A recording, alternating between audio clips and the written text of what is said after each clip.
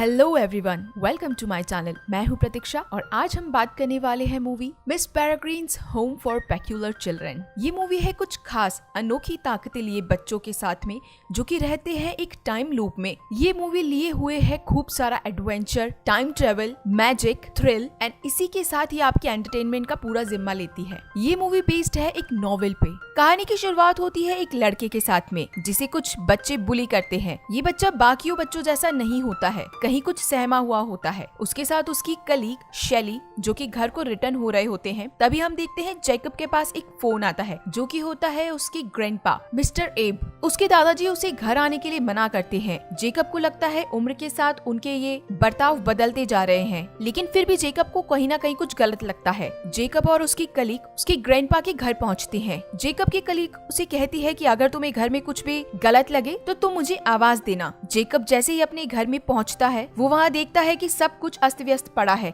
जैसे कि वहाँ कुछ न कुछ गलत हुआ हो। वो अपने दादाजी को ढूंढने की कोशिश करता है। वो देखता है कि उसके घर के पीछे बैक डोर का दरवाजा टूटा हुआ होता है। उसके दादाजी वहाँ नहीं मिलते हैं। वो पीछे जंगल की तरफ भागता है अपनी दादाजी को ढूंढने की तरफ। वहीं वो देखता है कि उसके दादाजी बेहोश पड़े होते हैं। जैसे वो अपने दादाजी को पलट के देखते हैं तो वो काफी डर जाता है क्योंकि उनकी आंखें नहीं होती है। उन्हें लगता है कि वो मर चुके हैं, इसलिए वो हेल्प के लिए कॉल करता है। उसी दौरान उसके दादाजी उठते हैं और जेकब का हाथ पकड़ लेते हैं। वो उसे कुछ इम्पोर्टेंट बात बताते हैं। वो उसे कहते हैं कि तुम मुझ पे विश्वास करो, तुम्हें उस टाइम लूप जो कि 3 सितंबर 1943 का होता है उस आइलैंड पे जाना होगा। वहाँ तुम्हें एक पक्षी मिलेगी जो तुम्हें हर चीज बता देगी। जेकब उस समय ये बात समझ नहीं पाता है और जैसे ही वो सामने देखता है वहाँ कोई बड़ा सा दानव उसके ऊपर हमला करने के लिए आता है और वो जोर से अपनी कलीग को आवाज देता है। उसकी कलीग पीछे मुड़ के बंदूक चलाने लगती है, लेकिन उसके कलीग को वहाँ कुछ भी नहीं दिखता है, लेकिन जेकब उसे देख पाता है। उसके दादाजी की मौत का हुआ सदमा उसे काफी परेशान करता है। इसी कारण उसे एक साइकाइट्रिस्ट के पास जाना पड़ता है। वो अपने साइकाइट्रिस्ट को हर चीज बताता है कि कैसे उसके दादाजी उसे मॉन्स्टर्स की कहानियां सुनाया करते थे, अनोखे बच्चों की कहानियां सुनाया करते थे जिनके पास होती थी कई पावर्स, जिसपे बिलीव करना एक अंधविश्वास हो सकता है। उसके दादाजी उसे नन्हा शेर बुलाया करते थे। इसी के साथ उसे वो हजारों कहानियां सुनाया करते थे जो उन्होंने अपने टाइम में जी थी। वो उसे बताते थे कि कैसे एक आइलैंड हुआ करता था जहाँ काफी बच्चे रहा करते थे, जहाँ मॉन्स्टर्स भी हुआ करते थे। जेकब छोटा होने के कारण ये सब कहानियां रियल मानने लगता था और कहीं ना कहीं वो उन्हें शेयर भी करना चाहता था। वो अपने स्कूल में जब अपने क्लासमेट्स के साथ में ये चीजें शेयर करता है तो सभी उस पे हंसने लगते हैं क्योंकि ये सब सिर्फ एक कहानियां होती है। जेकब की उम्र के साथ में वो अपने दादाजी पे से विश्वास खोने लगता है क्योंकि अब उसे ये चीजें रियल नहीं लगती है। उसके दादाजी उसे विश्वास भी दिलाते हैं कि नहीं बेटा, मैं तुम्हें कभी भी झूठ नहीं बोलूंगा, ये सारी चीजें सच है। जेकब और उसके फादर के बीच में कुछ दूरियां होती है। जेकब के फादर अपने बच्चे से उतने अटैच नहीं होते हैं, इसलिए जेकब अपने ग्रैंडपा से ज्यादा अटैच होता है और वो उन्हीं के साथ रहता है। दादाजी की मौत के बाद में अब वो अपने पेरेंट्स के साथ में शिफ्ट होने वाला होता है। जब वो उनके घर पे जाता है उस हाउस वार्मिंग पार्टी में एक लेडी जेकब को उसके ग्रैंडपा की एक बुक गिफ्ट करती है। जेकब जब उस बुक को ओपन करता है तो उसमें होता है एक पोस्ट कार्ड जो कि होता है कुछ 2 साल पहले का, जिसे लिखा होता है मिस पेरेग्रीन ने। उस लेटर में लिखा होता है कि हम सब यहाँ बहुत ठीक हैं और आप कैसे हैं, मुझे और बच्चों को आपकी बहुत याद आती है। जेकब उसे देख के बहुत चौंक जाता है क्योंकि बाकी लोगों की जानकारी से जेकब उन कहानियों पे कभी विश्वास नहीं करता है। उस पोस्ट कार्ड को देखने के बाद में काफी शॉक हो जाता है क्योंकि उसे पहले लगता था कि ये सब चीजें नकली हैं और फाइनली उसे पता चलता है कि ये केवल 2 साल पहले का है। तो शायद हो सकता है कि वो बच्चे और मिस पेरेग्रीन जो कि मेरे दादाजी की कहानियों में थे ये सब रियल है। वहीं उसकी साइकाइट्रिस्ट उसके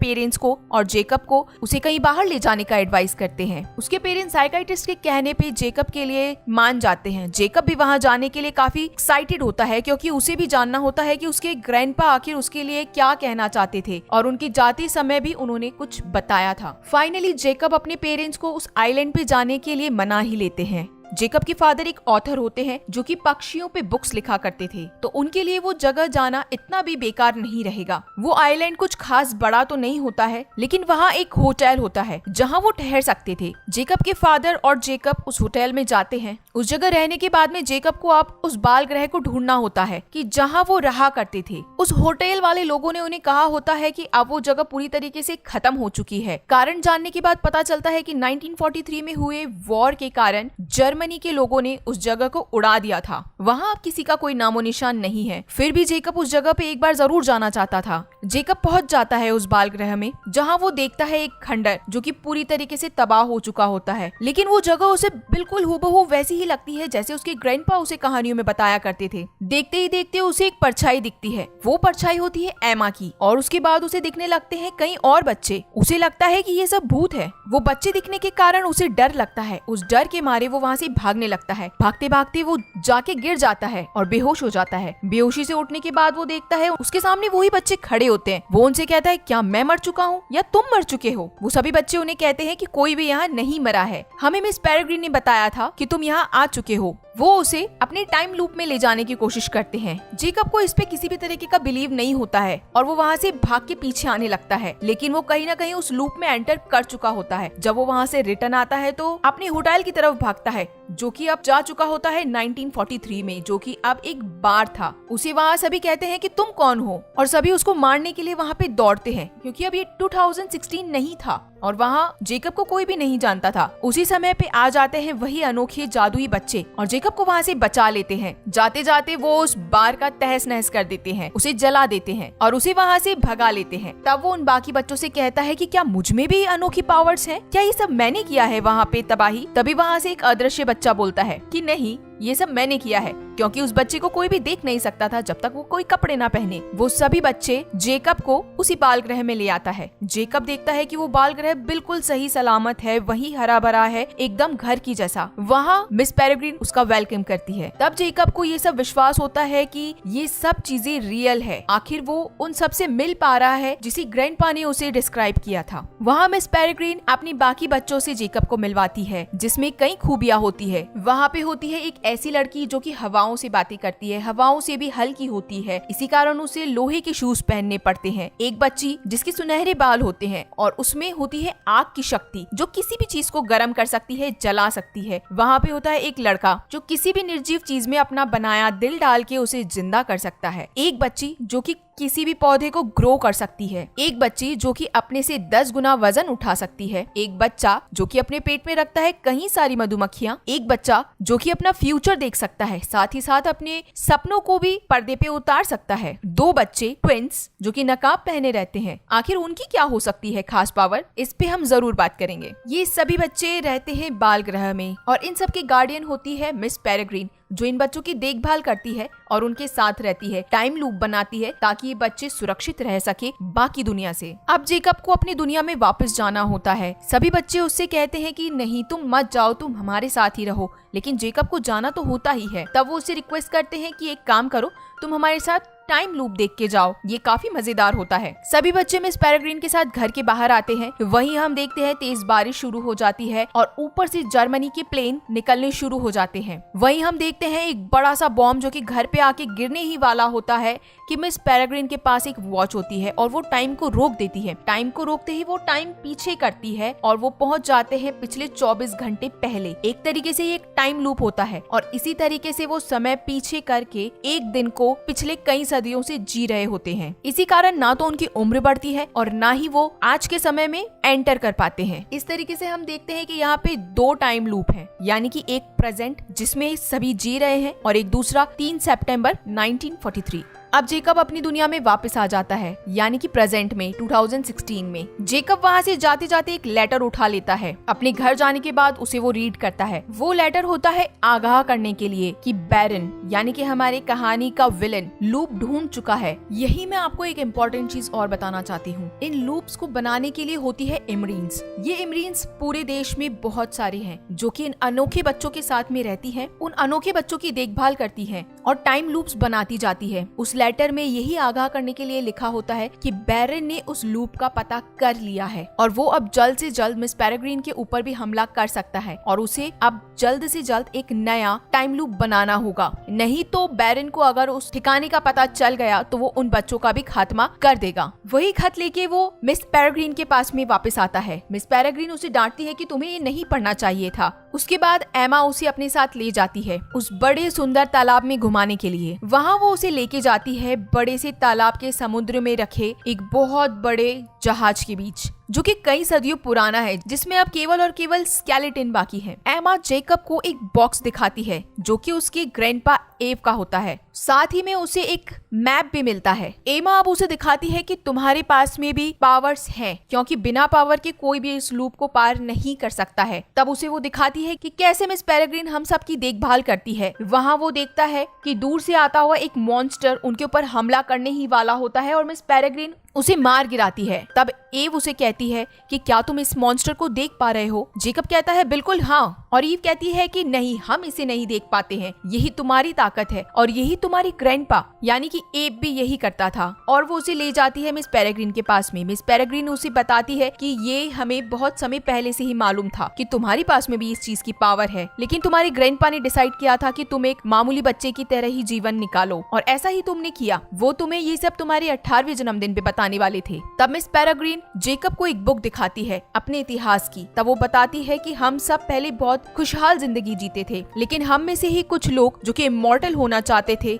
और इस लूप से परेशान हो गए थे, वो हम में से अलग हो गए थे। अब वो चाहते थे कि बाकी दुनिया के साथ रह के वो इमॉर्टल हो जाए, इसीलिए उन्होंने किया एक प्रयोग जिसमें वो एम्बरीन की शक्तियां लेके खुद को हमेशा हमेशा के लिए जीवन दे सकते हैं। लेकिन बैरेट और उसके साथियों द्वारा किया गया ये प्रयोग बिल्कुल उल्टा पड़ गया। बैरन और उसके सभी साथी बन गए एक मॉन्स्टर, जो कि है अब एक अदृश्य मॉन्स्टर्स जिन्हें कोई भी नहीं देख सकता था। बैरन ने इसका तोड़ निकाल लिया था। बैरन अब जान गया था कि अनोखे बच्चों की आंखें खाने से वो अब वापस दिखना शुरू हो सकता है। उसने इतनी बच्चों की आंखें खाई थी कि वो तो अब नॉर्मल हो गया था, लेकिन उसके बाकी साथी अभी भी मॉन्स्टर में ही तब्दील थे। तभी हमें पता चलता है कि एक इमरीन अपने लूप से भाग के आई होती है मिस पेरेग्रीन के पास में, उन्हें आगाह करने के लिए कि सभी मॉन्स्टर्स ने और बैरन ने उसके लूप पे हमला कर दिया था। अब उसके सारे बच्चे मारे जा चुके हैं। वो कैसे तैसे बच के भाग के आई होती है वहाँ से, और अब वो मिस पेरेग्रीन को कहती है कि आप भी अपने बच्चों के लिए एक नया लूप तैयार करें, क्योंकि बैरन बहुत जल्द यहाँ भी आने वाला है। इन सब चीजों में जेकब को नहीं पड़ना था और वो अपनी दुनिया में वापस चला जाता है। जेकब अपनी दुनिया में जाके देखता है तो वहाँ उसे दिखती है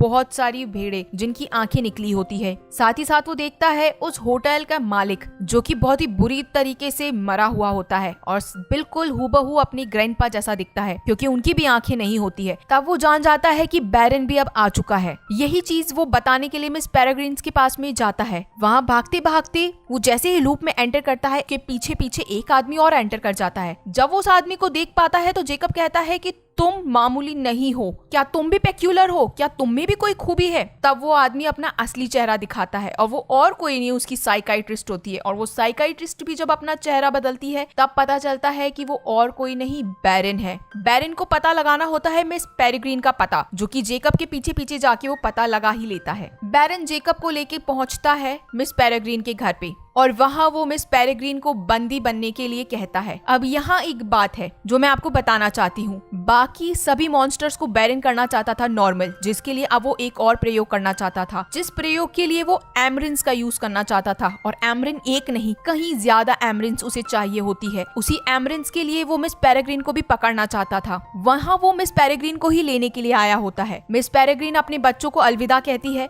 और जेकब को कहती है कि तुम्हें इन बच्चों का अब ध्यान रखना है, तुम मुझसे वादा करो तुम इन बच्चों का ध्यान रखोगे। पेरेग्रीन वहीं अपनी खूबी के साथ में केज में बंद हो जाती है। दूसरी एमरीन जो बच के आई होती है वो उन बच्चों के साथ में अभी उनकी देखभाल कर रही होती है। वो सभी जल्दी जल्दी से उन मॉन्स्टर से बचने के लिए अपने घर को बंद कर देते हैं। थोड़ी ही देर बाद वो मॉन्स्टर वहाँ पहुँच जाता है और उस एमरीन को सबसे पहले मार गिराता है। उस मॉन्स्टर को देखने की ताकत सिर्फ और सिर्फ जेकब में होती है। जेकब उस मॉन्स्टर को मारने की काफी कोशिश करता है, लेकिन वो मॉन्स्टर सिर्फ और सिर्फ घायल होता है। वो बच्चे बाहर घर से भागने की कोशिश करते हैं, आखिर वो इसमें सफल हो जाते हैं। बच्चे घर से बाहर भागते हैं, लेकिन उस दिन वो टाइम लूप चेंज नहीं कर पाते हैं क्योंकि मिस पेरेग्रीन जा चुकी होती है और वो 3 सितंबर का दिन यानी कि वो बॉम्ब गिरने वाला दिन का वाकया हो जाता है। उस घर पे बॉम्ब गिर जाता है और उन बच्चों का घर तबाह हो जाता है। वो बच्चे सभी वहाँ से भाग निकलते हैं। अब वो मिस पेरेग्रीन को ढूंढने जाते हैं क्योंकि वहाँ पे और भी एमरीन्स कैद हो सकती हैं। उनके पास जाने के लिए और कुछ नहीं बल्कि अब वो जहाज होता है जो कि पानी में गिरा होता है। सभी अब बच्चे अपनी जादुई ताकतों से उस बंद पड़े जहाज को चालू कर देते हैं। जो नया टाइम लूप होता है वो ही होता है 2016 का, जो कि उसके ग्रैंडपा से मरने के कुछ महीनों पहले का क्रिएट हो रखा होता है। जेकब के पास इसका मैप होता है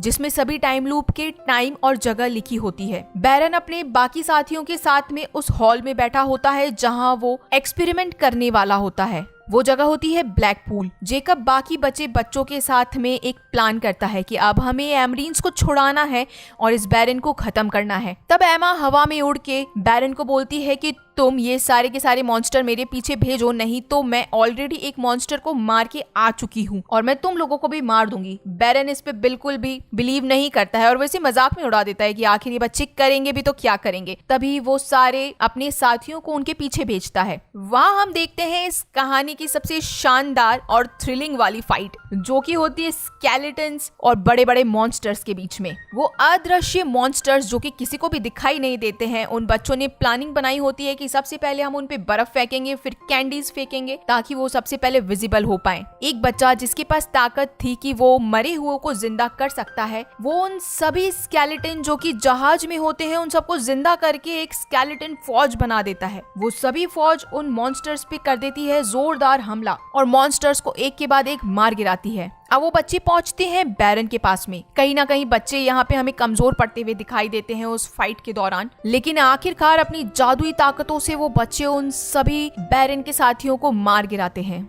एमा अभी बैरन को रोकने की कोशिश करती है, वहीं जेकब भागता है सारी एमरेंस को छुड़ाने के लिए। एमरेंस बंद होती है केजेस में, वहीं मिस पेरेग्रीन भी बंद मिलती है। जेकब कैसे तैसे करके उन केजेस को खोल देता है और सभी एमरेंस को आजाद कर देता है, लेकिन बैरन भी वहीं पहुंच जाता है और जेकब को पकड़ लेता है। बच्चे जैसे ही उनके पास में पहुंचते हैं तो बैरन के पास जो ताकत होती है वो ताकत होती है बहरूपिये की। अब वो जेकब के जैसा रूप ले लेता है। बच्चे कंफ्यूज हो जाते हैं कि इसमें से जेकब कौन है और बैरन कौन सा है। दोनों अपने पे विश्वास दिलाने की कोशिश करते हैं। इसी समय जेकब को दिखाई देता है वो मॉन्स्टर जो कि बैरन नहीं देख सकता था और जेकब उस मॉन्स्टर को बिल्कुल भी नहीं रोकता है। मॉन्स्टर्स पता नहीं लगा पाते हैं कि इसमें से जेकब कौन सा है, बैरन कौन सा है, और वो बैरन को पकड़ लेता है। बैरन के रूप बदलने से पहले ही मॉन्स्टर उसकी आंखें खा लेते हैं।